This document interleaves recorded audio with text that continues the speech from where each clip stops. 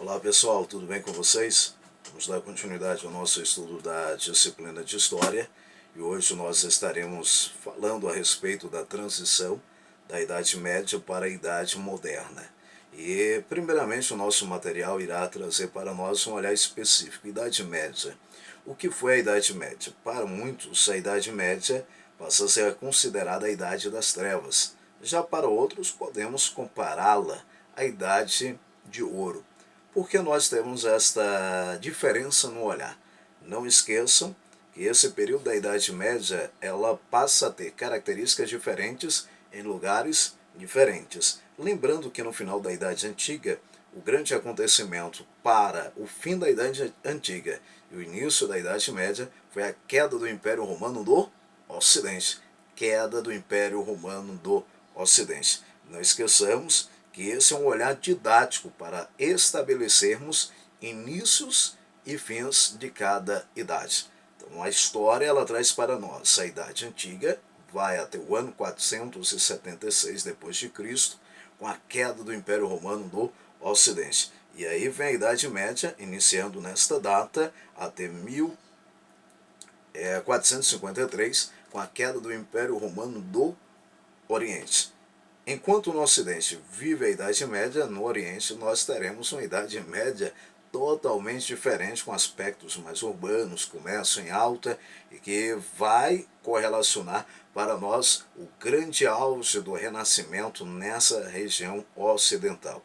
E aí, 1453, fim da Idade Média, início da Idade Moderna. Iremos até o século XVIII, com a Revolução Francesa, fim da Idade Moderna, início da Idade Contemporânea. O nosso olhar passa a ser para a transição da Idade Média para a Idade Moderna. Olhares, Idade das Trevas, Idade de Ouro, podemos correlacionar a uma visibilidade das diferentes ocorrências em determinados territórios nesse período. Olhando para esse contexto de transição, o nosso primeiro olhar passa a ser para as cruzadas.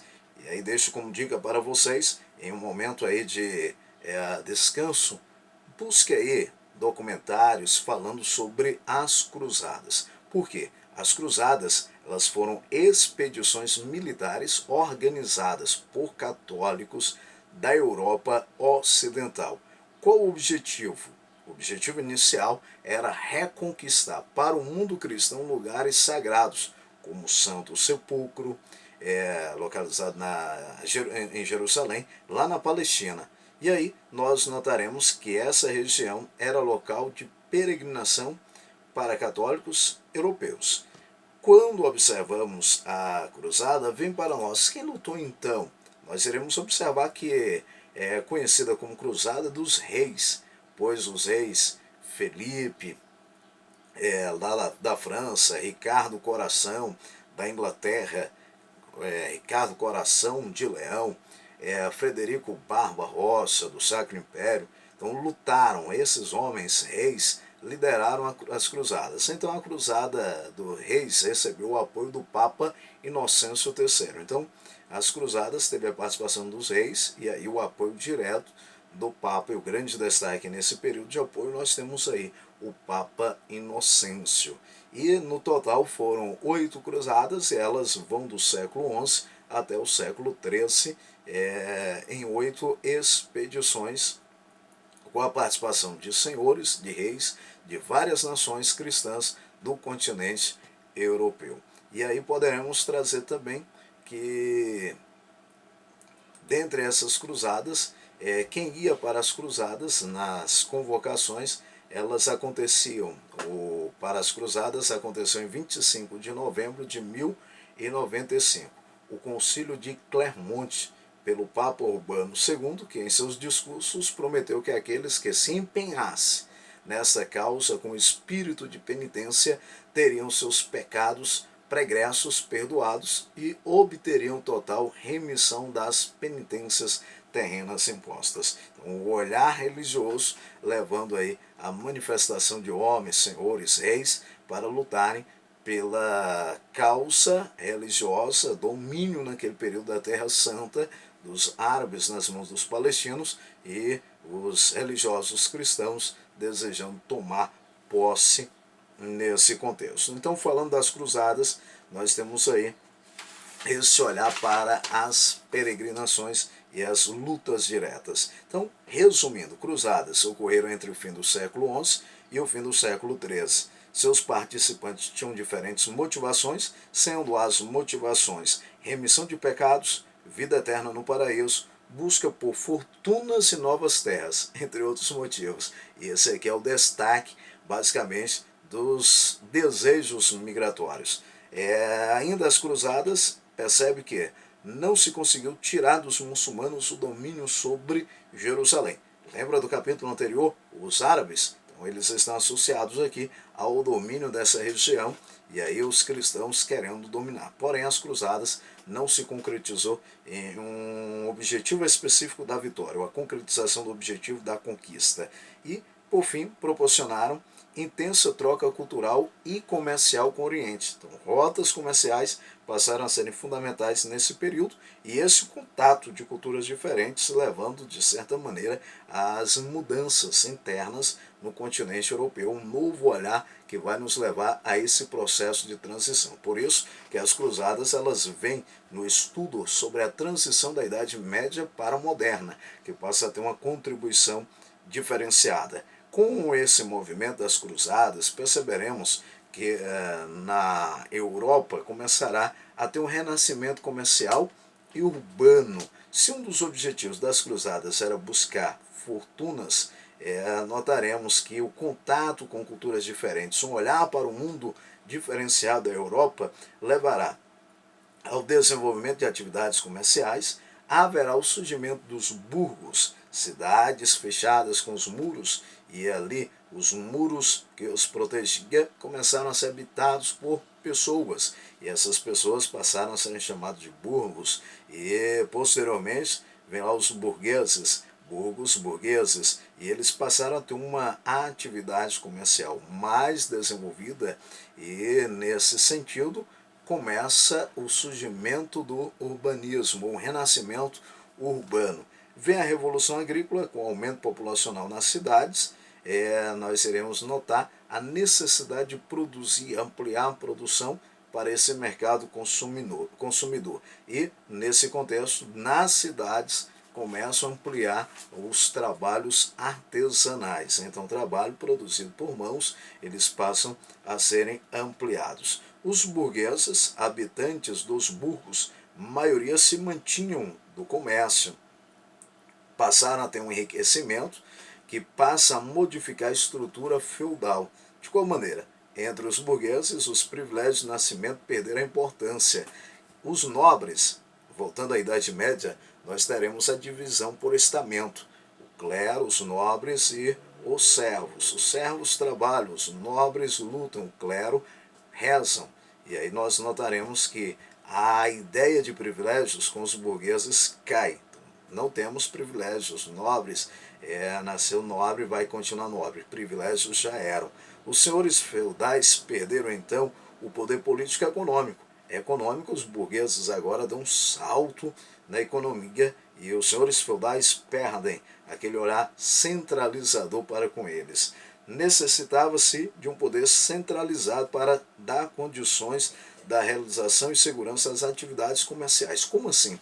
Perceberemos que no período feudal, inúmeros castelos, então não tinha um poder administrativo centralizado.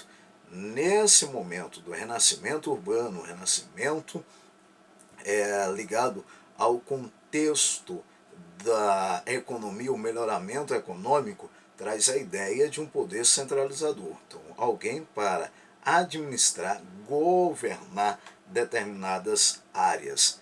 Vem a crise como resposta desses fatos e acontecimentos e uma análise comparativa entre os séculos XI a XIII com o século XIV. Os séculos XI a XIII vem a Revolução Agrícola.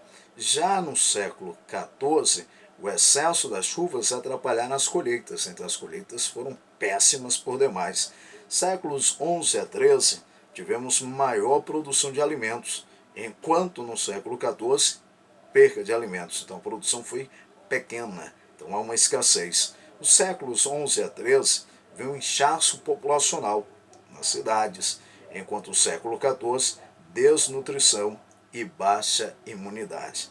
Nós veremos uma grande crise na saúde nesse período do século 14. Séculos 11 e 13, as cidades medievais não tinham estrutura física adequada para comportar tantas pessoas. Isso traz um acúmulo de lixos, falta de serviços de esgoto e de água, que tornou o ambiente propício para a proliferação de baratas, piolhos, pulgas e outros transmissores de doenças. E as pulgas, elas entram na história nesse período. No século XIV, a desnutrição traz como resultado a suscetibilidade a doenças. E falando em doenças, o destaque nesse período é chamada de peste negra. Qual o resultado da peste negra? O nosso material ele vai trazer que a peste negra ela passa a ser o resultado da escassez de comida, a falta de higiene, a aglomeração de grande número de pessoas, mais embarcações que chegavam às cidades infestadas de ratos. Resultado, peste negra e outras doenças. Quando falamos da peste negra, não poderemos esquecer que foi uma pandemia que acometeu a Europa no século XIV, provocada pelo bacilo Yersinia pestis e deflagrada a partir do ano de 1348. Esse acontecimento figurou entre aqueles que caracterizaram a crise da Baixa Idade Média, sendo os outros as revoltas camponesas do século XIV e a crise do feudalismo. Olhando ainda, vem para nós, que doença era a peste negra? Uma peste bubônica, e era causada quando as pulgas contaminadas tinham contato com os seres humanos, transmitia as doenças, e aí as pulgas dos ratos. Qual foi a cura para esta peste? O diagnóstico precoce permite que a peste negra seja curada com antibióticos. Se não for tratada rapidamente, a peste negra pode ser fatal. Durante a época medieval, estima-se que a peste negra matou 50 milhões de pessoas. Dados históricos traz para nós que 1/3 da população mundial acabou morrendo. Vamos imaginar uma quantidade de 6 bilhões de pessoas. 1/3. Notaremos que 2 bilhões morreram da peste negra. Um exemplo, nós não tínhamos essa quantidade, aí trata de 50 milhões de mortes.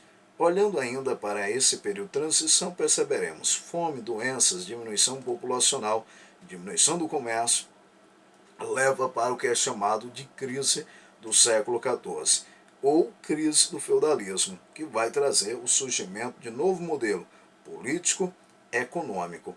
Quando observamos a crise do feudalismo, teremos o surgimento do capitalismo.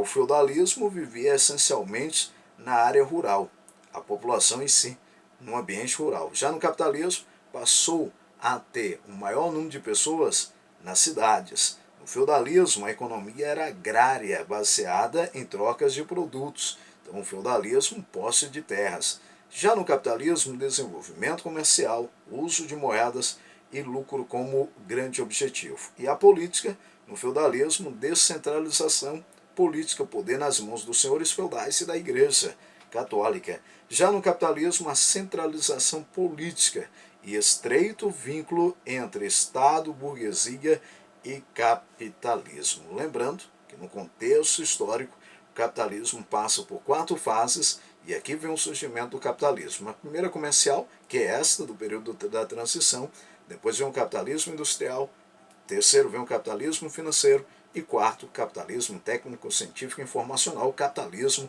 informacional, o qual nós estamos vivenciando nesse período. Forte abraço a vocês, e aqui fica o nosso contexto de estudo correlacionado a essa parte da história que corresponde à transição da Idade Média para a Idade Moderna. Um forte abraço.